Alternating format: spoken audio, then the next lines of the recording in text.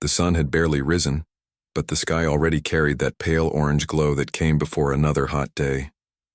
John Miller sat at the edge of his bed, elbows on his knees, staring down at his work boots.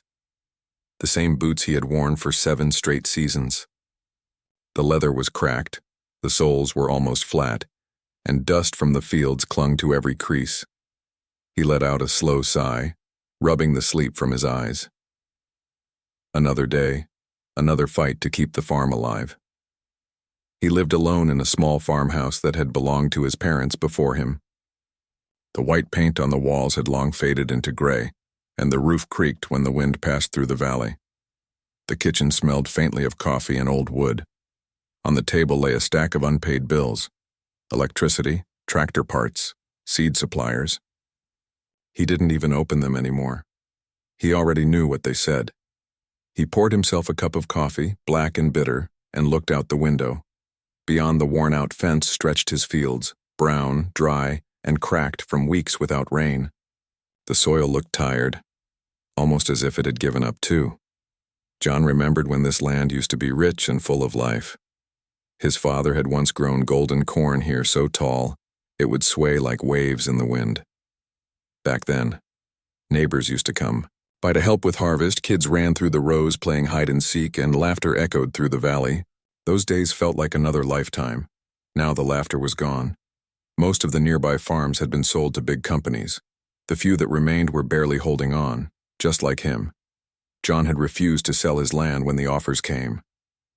This farm was all he had left of his family, and he couldn't imagine walking away from it, even if it meant struggling, even if it meant working himself to the bone. He stepped outside, boots crunching against the dry dirt, and took a deep breath. The air smelled faintly of hay and dust. His old dog, Rusty, trotted up to him wagging his tail. "Morning, boy," John said softly, bending down to scratch the dog's head. Rusty followed him to the barn, where the tractor sat like an old friend too tired to move. John ran his hand along its faded green paint and muttered, "Just hold together for one more season." He climbed into the seat, turned the key, and the engine sputtered before finally coming to life. The sound was rough, but it was something.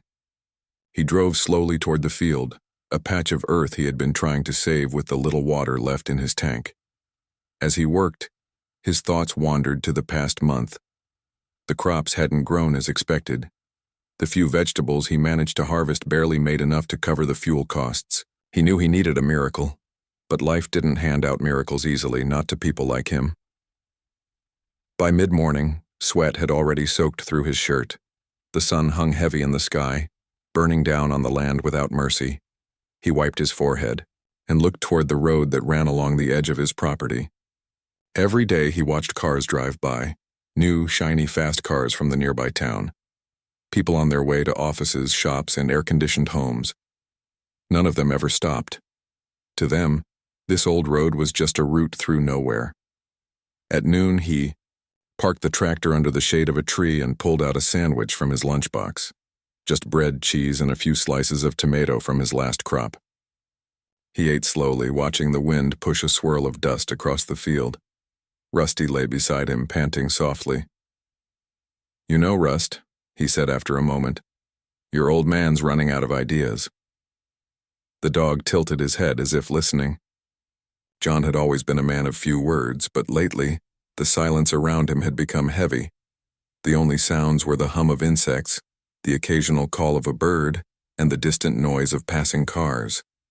He thought about driving into town later, to see if the market would take a few baskets of what little he'd grown. Maybe he could make enough to buy more feed and pay off part of the fertilizer bill. It wasn't much, but it kept him moving. After lunch, he fixed a broken fence post near the chicken coop and checked on the barn roof, which had started leaking again. His hands were rough and scarred, but steady. Every nail he drove into the wood carried the same quiet determination he'd always had. Farming wasn't just work to John. It was a promise to his father, who had taught him how to plant, how to read the weather, and how to never give up no matter how hard the year got. By late afternoon, the heat had begun to fade, replaced by a soft golden light. John loaded a few crates of vegetables into the back of his pickup. tomatoes, potatoes, and some onions, and tied them down with rope. He planned to take them to the roadside stand near town in the morning.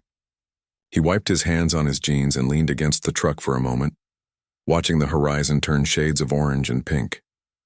It was beautiful, in a quiet way. The kind of beauty you don't notice when life is going well, but that feels like a small gift when times are tough. The sound of crickets began to rise, and Rusty barked at something in the distance. John smiled faintly. Easy, boy. Probably just a rabbit. Inside the house, he heated up a small bowl of soup for dinner. He ate by the window, staring out at the darkening fields. Sometimes he wondered if things would ever turn around. Sometimes he thought about giving up. But then he'd remember his father's voice, steady, patient, the way he used to say, "You can't quit on the land, son. The land won't quit on you." John held on to those words like a lifeline. After dinner, he opened the old photo album that sat on the shelf. There was a picture of his parents standing in front of the farmhouse smiling, their clothes dusty from work, but their faces full of pride. There were pictures of him as a boy, holding a basket of corn, laughing with his father in the fields. He traced his finger along the faded image and whispered, "I'm trying, Dad. I really am." The phone on the table stayed silent. It had been weeks since anyone called. Most of his friends had moved away, chasing work in the city. The town itself had changed too. New stores, new faces, less heart. But John stayed, stubbornly tied to the land that had raised him. He wasn't sure if that made him loyal or foolish. Maybe both. Before going to bed, he stepped outside one last time. The stars were bright, scattered like silver dust across the black sky. The air was cool now, and the sound of frogs echoed near the pond. He stood there quietly, feeling the weight of the day settle into his bones. The world felt both too big and too small at the same time. He closed his eyes and whispered a small prayer, not for wealth, not even for luck, but just for another chance to keep going. That night, he didn't sleep much. The sound of the wind rattling the window kept him awake. He thought about how much he owed at the bank, about the broken water pump that needed fixing, and about the price of seeds for next season. He thought about how close he was to losing everything, and how much that scared him. Morning came too soon. The alarm rang before the sun rose, and John sat up slowly, his back aching. Another day had begun. He brewed a new pot of coffee and pulled on his hat. The sky outside was clear again, no sign of rain. As he stepped outside, he saw Rusty waiting by the door, tail wagging. "Guess it's just us again, huh, buddy?" John said softly. The dog barked once, as if agreeing. He climbed into his truck, the same one his father had driven decades ago. The seat springs squeaked, and the radio barely worked, but it still ran. He turned the key, the engine coughed, and then came to life. The road to town stretched long and quiet, bordered by open fields and wooden fences. He drove slowly, thinking about how the world had changed. New houses where old barns used to be, fancy cars where dusty tractors once rolled. When he reached the outskirts of town, he parked by the market and began unloading the crates. He greeted a few familiar faces, but most people passed by without a second glance. Business was slow, like always. He sold a few tomatoes, a few potatoes, exchanged small talk with a kind old lady, who always bought from him out of habit more than need. The sun climbed higher, and John's back started to hurt again. By late afternoon, he packed up what little was left and started the drive back home. The road was quiet, only the hum of the engine breaking the silence. He rolled the window down and let the warm air fill the cab. The scent of dry grass mixed with the faint smell of fuel. His thoughts drifted again, same worries, same hopes. But as he turned down the long stretch of country road leading home, something caught his eye. A car parked at the side of the road, hood open, smoke rising slightly. A young woman stood beside it, pacing and talking to herself. She looked completely lost. John slowed down, frowning. He could have just driven past. After all, he had enough of his own problems. But something in him, that old kindness his father had taught him, made him pull over. He parked his truck a few feet ahead of the broken-down car, stepped out and called, "Everything all right, miss?" The woman turned, startled but relieved to see him. "My car won't start," she said. "I've been stuck here for half an hour. I don't know what's wrong." John smiled faintly, dusting off his hands. "Let's take a look," he said, walking over to the car. And that was the moment, a small act of kindness on an ordinary day that would soon change everything in ways John could never have imagined. John walked toward the car, wiping his hands on his jeans as he approached. The young woman stood beside it, phone in hand, looking frustrated. Her car was a shiny silver sedan, far too fancy for a road like this, with dust clinging to the tires and the sun reflecting off its hood. She looked up at him with a mixture of relief and embarrassment. "Thank goodness," she said, tucking a strand of hair behind her ear. "I thought no one ever drove down this road." John gave a small, reassuring smile. "Not many do anymore," he said in his calm country voice. "What seems to be the trouble?" She pointed at the car helplessly. "It just stopped. I was driving, and then the engine started making a weird sound, and now it won't start at all." John nodded and leaned over to peek under the hood. He could tell right away she didn't know much about cars, but that didn't bother him.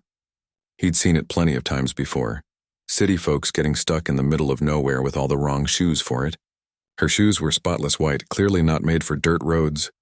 "Mind popping the hood for me?" he asked. She leaned inside and pulled the lever. John lifted it up and squinted into the engine bay. The smell of warm metal and a faint hint of oil filled the air. He tapped a few parts, checked the cables, and noticed one of the battery connectors was loose. "There's your problem," he said after a moment. "Your battery cable's come undone. Easy fix." The woman watched him with curiosity. "You know about cars?" He chuckled softly. "A little. When you live out here, you learn to fix what breaks. Can't always wait for help to come." He reached into the back of his truck and pulled out a small toolbox that had clearly seen better days. Within minutes, he had tightened the connector, cleaned off the contact with an old rag, and asked her to try starting it again. She got into the driver's seat, turned the key, and the engine roared back to life. Her eyes lit up and she smiled wide. "It's working," she said, almost laughing with relief. "Oh my gosh, I can't believe it was that simple." John smiled too, happy to see her worry fade. "Sometimes it's the little things," he said, closing the hood. "You should be good to go now, but you might want to get that checked properly when you get back to town." She climbed out of the car, brushing off her clothes. "Thank you so much. Seriously, I didn't know what I was going to do out here. My phone's got barely any signal." John nodded. "That happens around here. Towers are a few miles off." She reached into her bag and pulled out her wallet. "Please let me pay you something for helping me." "I can't just let you do that for free." He raised a hand and shook his head. "No need for that. Just glad to help." She blinked, surprised. "You sure?" "Positive," he said, smiling softly. "Wouldn't feel right taking money for something that took 10 minutes. There was something genuine in his tone, something she wasn't used to hearing. In her world, everyone seemed to expect something in return for kindness. But this man stood there, sweat on his forehead, dust on his boots, not asking for anything. Just a stranger who stopped to help because it was the right thing to do. "Well," she said, smiling back. "Thank you, Mr. John," he said simply. "John Miller." "I'm Emily," she said. "It's really nice to meet you, John. You honestly saved my day." "Glad to hear it, Emily," he replied, tipping his hat a little. "You take care now. Road's rough a few miles down, so drive slow." "I will," she said, giving a small wave as she got back into her car. "Thank you again." John nodded, watching her car disappear down the dusty road. When the sound of her engine faded, he turned back toward his truck, wiping his hands again. It was just a small thing, helping someone stuck on the side of the road, but it left him with a faint warmth inside. For the first time that day, he felt useful again. He drove home slowly, the sun dipping lower in the sky. The fields on both sides glowed in shades of gold and red. Rusty barked from the porch as the truck pulled up, tail wagging. John smiled tiredly. "Guess we did a good deed today, huh, Rust?" The dog barked again as if agreeing. That evening, he sat on the porch with a cup of coffee, watching the horizon fade into night. The sky was painted with streaks of orange, pink, and violet, and the air had cooled just enough to be pleasant. He thought about the girl, her fancy car, her clean clothes, her worried look when he first saw her. She must have been from the city, maybe visiting someone nearby. It didn't matter much, but he hoped she made it home safe. The next few days went by as usual. He worked the fields, fixed the broken water line near the barn, and took a few baskets of vegetables into town. The same slow rhythm of life. But that small moment helping that stranger stayed in the back of his mind. Maybe because it had been so unexpected.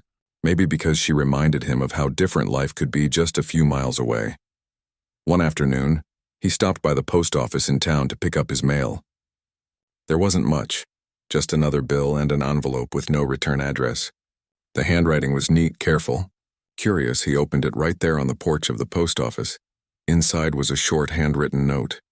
"Dear John, you helped me last week when my car broke down on the country road. I just wanted to thank you again for your kindness. People like you are rare these days. I told my father about what happened and he wants to meet you. He was very touched by your story. If you're ever near Ridgewood Estate, please come by. Sincerely, Emily." There was also a small, glossy business card inside. On it was printed, "Richard Lawson, Lawson Agricultural Industries." John stared at it for a long moment, the name ringing a faint bell. He had heard of Lawson Industries before, one of the biggest agricultural companies in the region. They were the ones buying out small farms, expanding into new land. He'd even gotten a letter from them once offering to purchase his property. He had tossed it into a drawer and never replied. Now here he was, holding a letter from the daughter of that same man. He slipped the note back into the envelope and stood there, unsure what to think. Why would someone like that care to meet him? He was just a struggling farmer trying to keep his land from drying up. Maybe it was just a polite gesture, something rich people did because they could. Still, the letter felt sincere. He couldn't quite explain it. That evening, he sat at his kitchen table, the letter in front of him. The sun had set and the only light came from a small lamp. Rusty lay sleeping near the door, his breathing soft and steady. John ran his fingers over the business card again. Ridgewood Estate wasn't far, maybe a 2-hour drive from his farm.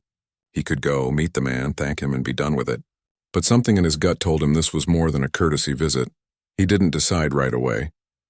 For the next few days, he went about his work as usual, but his thoughts kept drifting back to that letter. Maybe this was a chance, he didn't know for what, but something different. Something beyond the same dry fields and endless bills. He wasn't a man who chased luck, but he knew enough to recognize when fate gave him a gentle nudge. The following Sunday morning, he cleaned up a bit, shaved, put on a clean shirt, and dusted off his boots. He looked at himself in the small bathroom mirror and gave a faint smile. "Don't know what you're getting yourself into," he murmured, "but might as well find out." He folded the letter carefully and slipped it into his pocket. Rusty barked once as he headed for the door. "I'll be back soon, boy," John said, patting the dog's head. "You hold down the fort." The truck rumbled to life, the same low growl that had carried him through so many long days. The morning sun rose behind him as he pulled out onto the road, heading toward the unknown. The drive was long but peaceful. The roads wound through open country, past stretches of golden grass and scattered trees. Slowly, the landscape began to change. The dirt roads gave way to paved ones, the fences to tall hedges, and the old barns to modern houses. It was clear he was entering a different world now, one where money wasn't a problem. When he finally reached the gates of Ridgewood Estate, he couldn't help but whistle softly. The place was enormous, stone walls, iron gates, and a driveway lined with trimmed hedges and flowers. It was the kind of property you saw in magazines, not something a farmer like him ever expected to visit. He stopped at the gatehouse and showed the guard the letter. The guard made a quick call, nodded, and waved him through. As the truck rolled down the long driveway, John felt a strange mix of nerves and curiosity. He didn't know what awaited him at the end of that road, but deep down, he had a feeling that his life was about to change in ways he couldn't yet imagine. The long driveway seemed to stretch forever, lined with tall oak trees and a gravel path so smooth it looked freshly laid. John's old truck felt out of place here, its engine rumbling softly against the quiet of the grand estate. As he reached the main house, his eyes widened slightly. The building was huge, stone walls, wide glass windows, and a porch that looked big enough to fit half his farmhouse inside it. He parked near the entrance and stepped out slowly, brushing dust off his shirt. For a moment, he hesitated. He wasn't used to places like this. Everything about it screamed wealth and power, two things he'd never had much of. Still, he straightened his shoulders and walked toward the front steps. Before he could even knock, the large wooden door opened and Emily appeared, smiling brightly. "John, you came," she said, walking out to greet him. He nodded politely. Didn't want to be rude after getting an invitation. She laughed softly. I'm really glad you did. My father's been wanting to meet you ever since I told him what happened. Her voice was warm and it made John relax a little. She looked different this time. No longer the stranded girl on a dusty road, but polished and confident, wearing a simple white dress that fit the elegance of the place. She led him through the tall doorway into a spacious hall, filled with soft light and paintings on the walls. The floor shined so much he could almost see his reflection. Please wait here a moment, she said. I'll let my father know you've arrived. John nodded and glanced around. Everything was spotless. He spotted a large photo on the wall, Emily standing beside an older man in a dark suit. They looked close, her smile easy and his expression proud. He guessed that was Richard Lawson, the man whose name was printed on the business card. A few moments later, footsteps echoed down the hallway. A tall man with gray hair and a neatly pressed shirt approached, his expression friendly but measured. Mr. Miller? He said, extending his hand. That's me, John replied, shaking it firmly. I'm Richard Lawson. My daughter told me you helped her when her car broke down. I wanted to thank you in person. No need to thank me, John said humbly. Anyone would have done the same. Richard gave a faint smile. I'm not so sure about that. Not everyone stops these days. Most people just drive on by. John shrugged slightly. Maybe. But I was raised to help when I can. Something in that answer seemed to catch Richard's attention. He motioned toward the living room. Please, come sit. I'd like to talk for a bit. The room was large but comfortable, with soft chairs and the faint smell of coffee in the air. A housekeeper appeared quietly and placed a tray of drinks on the table. John felt a little out of place but did his best to stay calm. He sat down, his hands resting on his knees while Richard poured coffee into 2 cups. So, you're a farmer? Richard asked after a moment. Yes, sir, John said. Been one all my life. My father was one before me. I see. Richard leaned back slightly. Farming's not an easy life these days. John gave a small laugh. You can say that again. I imagine it must be hard to keep up with costs and weather changes, Richard continued. Our company's been working with farmers for decades, but even we see how things have changed. John nodded. It's been tough. Seems like every year gets a little harder. Prices go up, rain doesn't come, machines break. You just keep patching things together and hope the next season's better. Richard studied him for a moment, his expression thoughtful. You sound like a man who doesn't give up easily. John smiled faintly. Not much choice when the land's all you've got. Emily joined them then, sitting quietly beside her father, listening as they spoke. She seemed proud to see the man who'd helped her sitting across from her family. Richard asked a few more questions about John's farm, the kind of crops he grew, how long he'd been working the land. John answered honestly, never trying to impress, just speaking plainly. The conversation flowed easily, even though they came from completely different worlds. After a while, Richard set his cup down and said, You know, I used to know your last name. Did your father ever work with Miller & Sons Farming Cooperative years ago? John blinked in surprise. He did, actually. That was his partnership with a few local families before it went under. Richard nodded slowly. Then I think I might have met him once a long time ago. I was just starting my business back then. He was a good man, hardworking. I remember him talking about how much he loved his land. Hearing that brought a quiet warmth to John's chest. That sounds like him, he said softly. He was proud of this place. For a few seconds, no one spoke. Then Emily smiled gently. It's funny how things come around, isn't it? The world's big, but sometimes it feels small. John nodded, feeling the truth of it. He looked around the beautiful room again, the polished furniture, the sunlight pouring through the big windows, and couldn't help but think how far away it all was from his world of dust and broken tractors.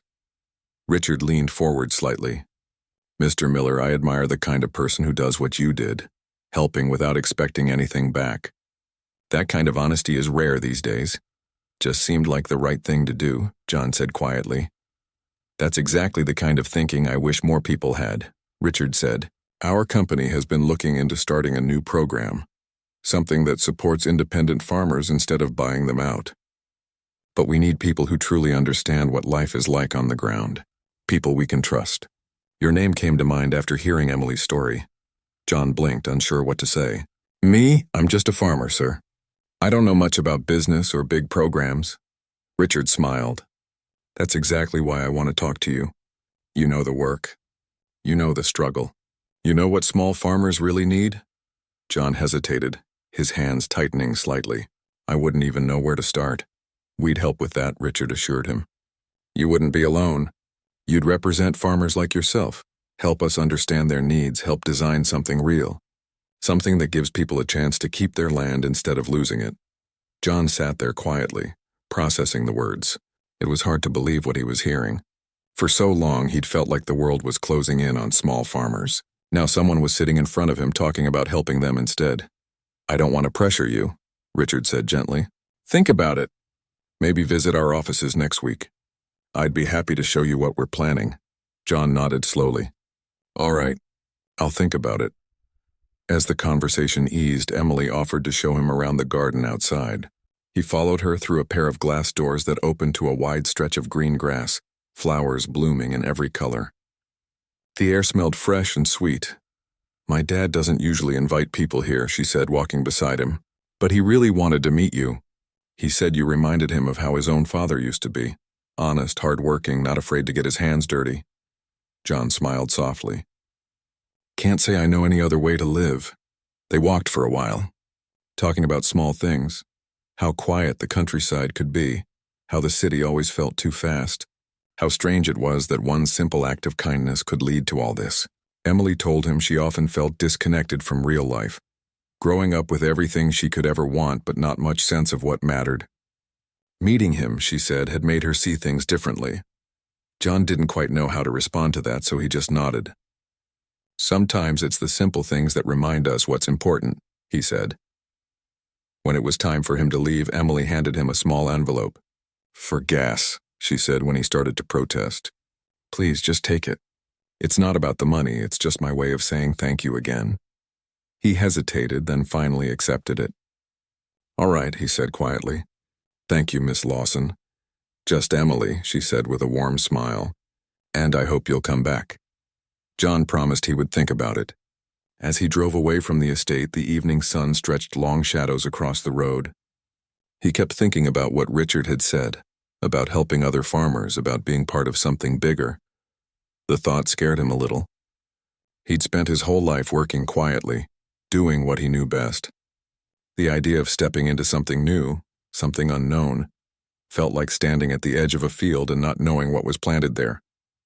But it also filled him with something else, hope. He looked out the window at the fading light, the colors melting into the horizon. Maybe, just maybe, this was the start of something good. He didn't know where it would lead. But for the first time in a long time, the road ahead didn't feel so empty. John woke early the next morning, though he hadn't slept much. His mind was still turning over everything that had happened the day before. The visit to the estate, the talk with Richard Lawson, the idea of a partnership to help struggling farmers. It all felt too big, too unexpected, almost unreal.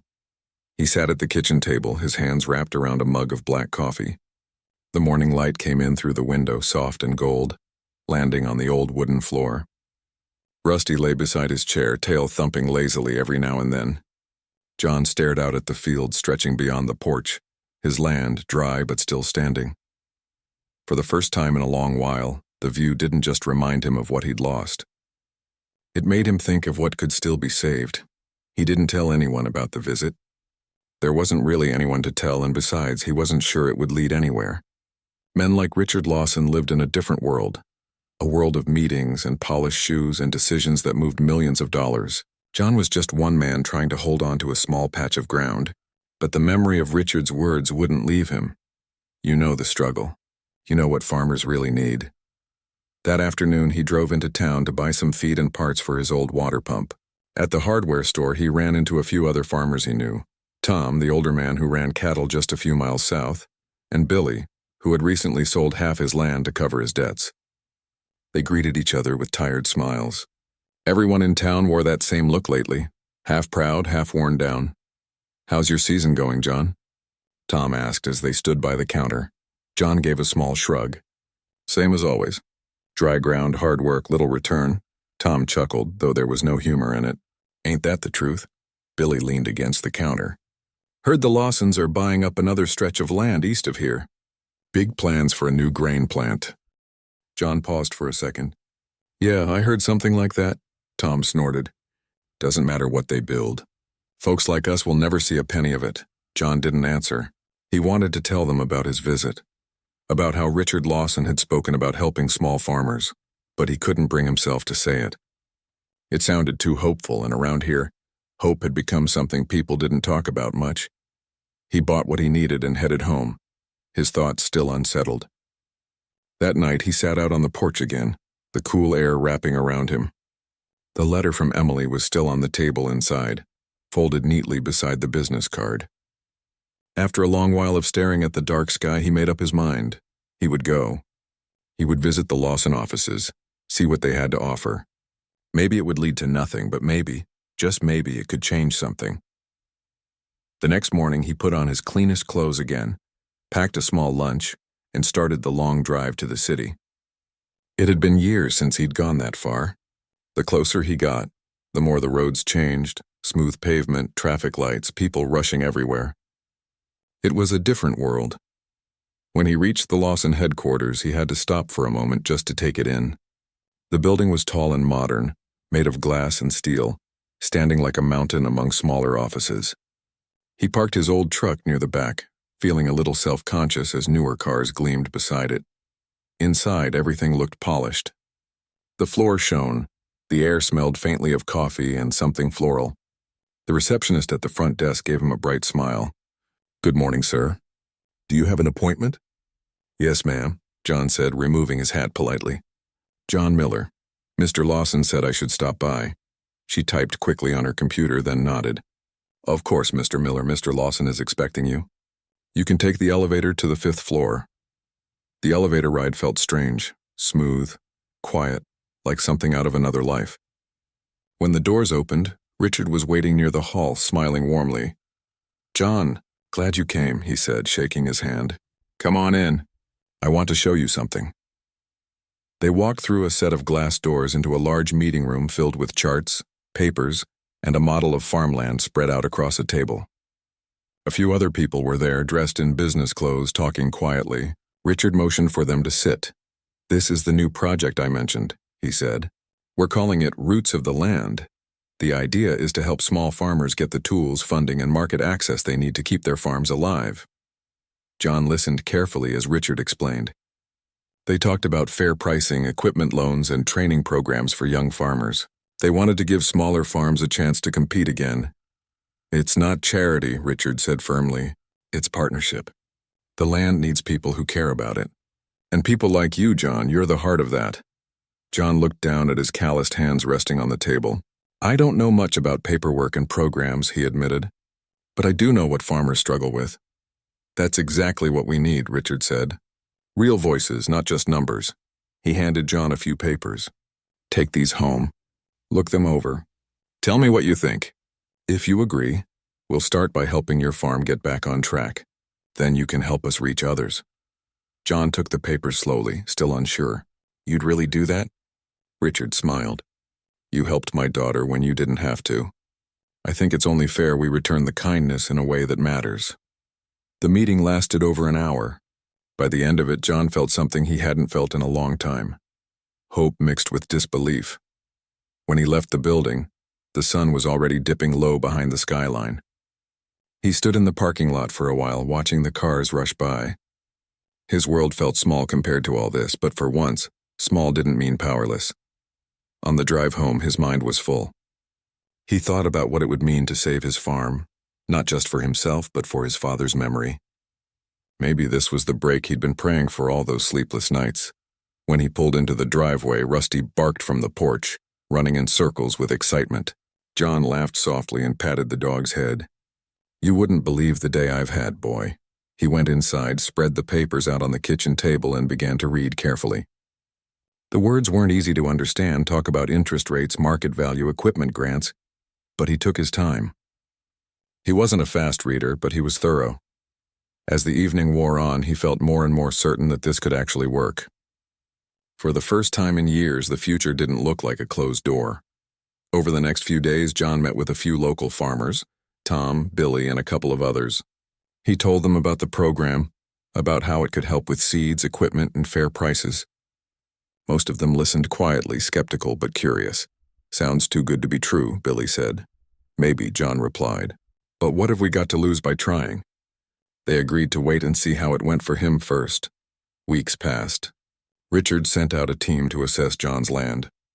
They repaired his irrigation line, brought in better fertilizer, and even helped fix his tractor. For the first time in years, the soil looked alive again. Rows of green began to push through the ground, and the farm slowly started to breathe. Every morning, John walked the fields with Rusty trotting beside him. The smell of fresh earth filled the air. He could almost hear his father's voice whispering, "Told you the land never quits." One afternoon, he saw a car pulling up to the house. Emily stepped out, smiling wide. "Looks like things are changing around here," she said, looking out over the field. John smiled too. "Feels that way. I told my father you'd make it work," she said proudly. "He said you've got something most people don't anymore. Faith in what can't be seen yet." He chuckled softly. "Maybe that's just stubbornness." She laughed, the sound light and easy. Sometimes stubbornness is what keeps good things alive. They walked the field together as the sun dipped low, the sky glowing orange and pink. For the first time, John didn't just see dust and debt. He saw promise. When Emily left that evening, she turned to him and said, "You know, John, I think helping me that day wasn't an accident. Maybe life was trying to bring something good to both of us." He watched her car disappear down the road, the same road where they'd first met. Then he looked back at his land, feeling a deep sense of peace. He didn't know what would come next, but he finally believed that better days might really be ahead. And for the first time in a long, long while, John went to bed with a smile. The next few months passed in ways John never expected. His farm, which had once looked like a graveyard of dried earth and broken dreams, began to show life again. The crops grew taller and greener with each passing week. The sound of rustling leaves in the wind filled the air, and even the birds seemed to sing a little louder. John still woke up before dawn, as he always had, but now there was a lightness in his steps. He would walk through the fields with a mug of coffee in one hand, Rusty trotting beside him, and just breathe it all in. The smell of wet soil, the cool air, the sight of young plants swaying gently. It all felt like a reward for every sleepless night he had endured. Sometimes, while walking the field, he thought about how everything had changed after that one simple act, helping a stranger by the side of the road. He had never thought much about it that day. He just did what felt right. But now that moment had grown into something far bigger than he ever imagined. He often received calls from the Lawson office. Richard and his team kept him updated on how the Roots of the Land program was moving forward. They had started reaching out to more farmers across the region, and John's farm was being used as a model to show what could happen when small farms got the right support. One day, Richard invited him to the city again for a meeting. "John," he said over the phone, "I think it's time you meet the board. They've been hearing a lot about you." John chuckled softly. "I don't know what a board would want with a simple farmer like me." Richard laughed. "You'd be surprised, my friend. Sometimes people in suits need to hear from someone who actually works the land."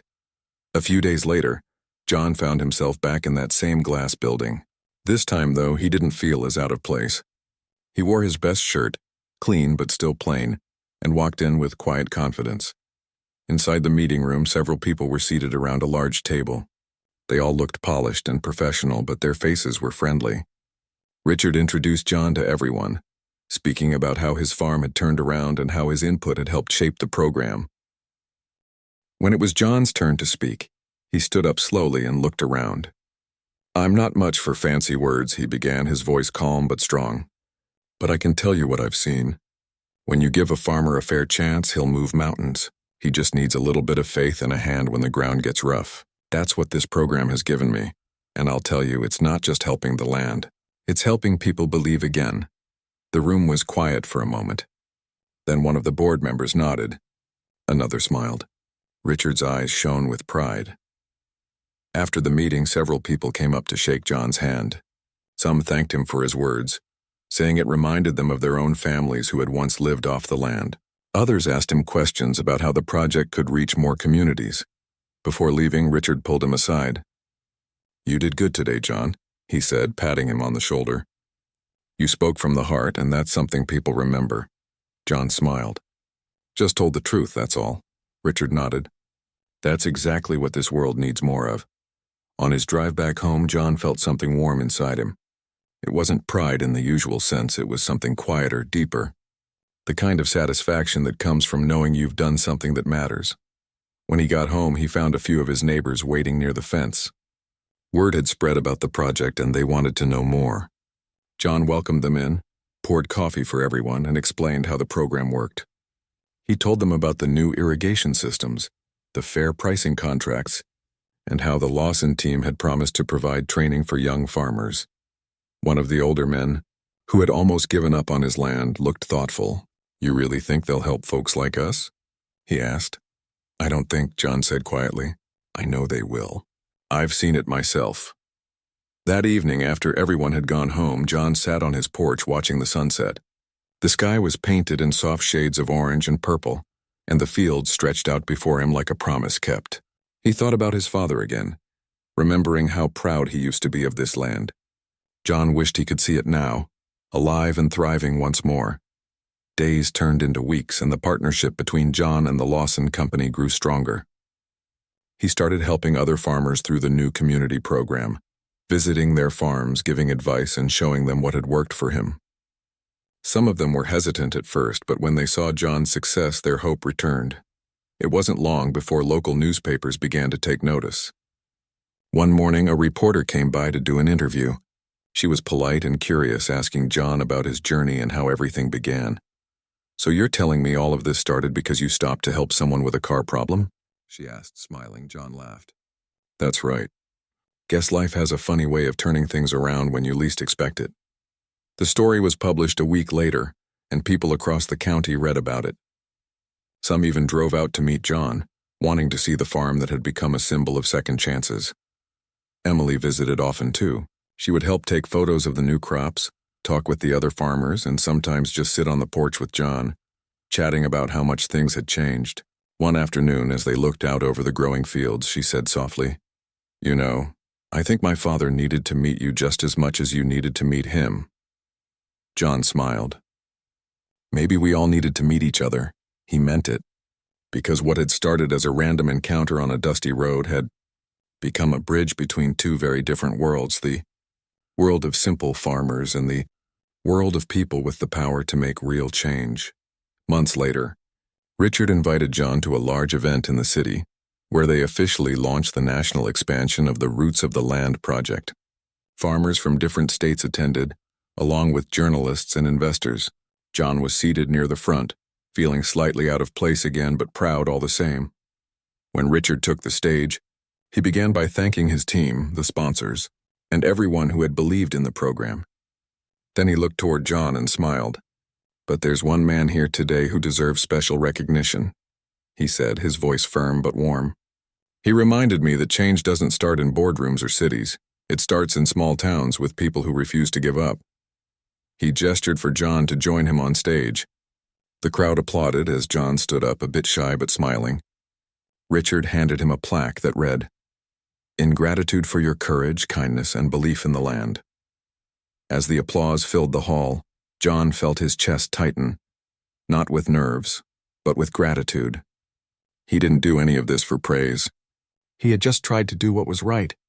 But standing there, hearing the applause, he realized that even the smallest actions can grow into something far greater than anyone expects. After the event, Richard walked over to him. "You've become a bit of a local hero, you know," he said with a grin. John chuckled. "Hero? I'm just a farmer who couldn't drive past someone in trouble." Richard laughed. "Maybe that's exactly what makes you one." When John returned home that night, the stars were bright above the open fields. Rusty ran to greet him, barking happily. John knelt down to pat his head and whispered, "We did all right, didn't we, boy?" He looked out over the land, his land, and felt a deep, quiet pride. The crops swayed gently in the night breeze, healthy and full of promise. The farm was alive again. The future, once so uncertain, now felt wide open. As he stood there, a cool wind passed through the fields, carrying the faint scent of fresh earth. John closed his eyes and smiled. It had all started with a broken-down car and a simple act of kindness. And that kindness had come back to him in ways he could never have imagined. Life, he thought, had a way of giving back when you least expect it. And for John, that truth was written in every leaf, every stalk, and every sunrise that now touched his farm with light.